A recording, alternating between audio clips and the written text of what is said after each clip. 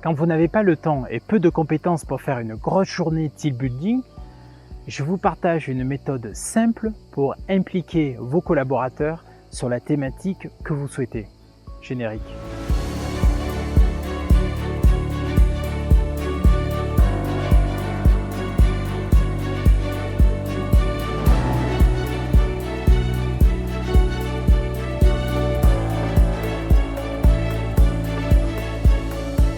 En qualité de coach et formateur, je sais que parfois, nous pouvons partir sur des démarches complexes qui peuvent être très utiles avec de super résultats, mais pas du tout simples à mettre en œuvre seul. Et si je mets ma casquette de manager, j'ai parfois envie d'un outil opérationnel et rapide à mettre en place. Pour la méthode que je vais vous partager, vous avez besoin uniquement de feuilles A4 que vous allez couper en 4 morceaux et des stylos pour écrire. Imaginez que vous abordez lors d'une réunion un sujet technique ou un sujet managérial. Il est très intéressant de récolter l'avis de vos collaborateurs pour avancer et nous allons même voir que cela peut constituer une feuille de route très efficace. Dès que vous avez fini votre intervention, vous pouvez distribuer un bout de papier avec le stylo et poser les premières questions.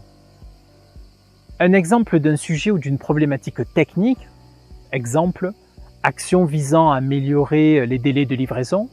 Les questions pourraient être, selon vous, qu'est-ce que nous faisons de bien sur ce sujet? Sur quoi pouvons-nous nous appuyer de manière fiable? Qu'est-ce qui nous différencie positivement de la concurrence? Alors bien sûr, vous pouvez imaginer d'autres questions, mais l'objectif dans cette première étape, c'est de faire focus sur vos forces. Laissez 5 à 10 minutes aux collaborateurs pour s'exprimer en silence sur le papier de manière claire et concise. Inutile de signer le papier. Une fois fini, demandez si une des personnes a envie de partager en quelques minutes ce qu'il a écrit. Si vous avez peur que les débats ne soient pas suffisamment riches, ou alors que les personnes aient du mal à prendre la parole, ou tout simplement si vous avez envie de rendre les choses un peu plus ludiques, demandez aux collaborateurs de plier leurs feuilles en 4 et de les mettre dans une boîte. À ce moment-là, vous pouvez choisir un des collaborateurs et de tirer au sort un papier pour le lire à haute voix devant l'équipe. Et à ce moment-là, vous pouvez en débattre tous ensemble en 2 à 3 minutes. Il est possible que vous n'ayez pas le temps de traiter tous les papiers. Mais c'est pas grave. Le principe déjà est d'entamer une démarche collaborative. Et en fait, le plus important est de vous engager de lire toutes les informations et éventuellement de les traiter dans un cadre que vous prendrez soin de définir juste après la réunion. Après cette étape, la deuxième partie, orientez-vous maintenant sur vos axes d'amélioration et vos faiblesses. Les questions pourraient être, selon vous, qu'est-ce qui pourrait être amélioré? Sur quoi devons-nous travailler en priorité pour solutionner le problème? Qu'est-ce qui bloque aujourd'hui? Voilà pour des sujets techniques, mais si c'est un sujet plus managérial, par exemple autour de l'esprit d'équipe, des valeurs, de la communication interne, c'est exactement le même principe, mais à quelques nuances près, c'est-à-dire rajouter et intégrer un peu plus d'émotionnel dans les questions. Qu'est-ce que ça peut donner? Première étape, les questions peuvent être « Qu'est-ce qui vous satisfait le plus?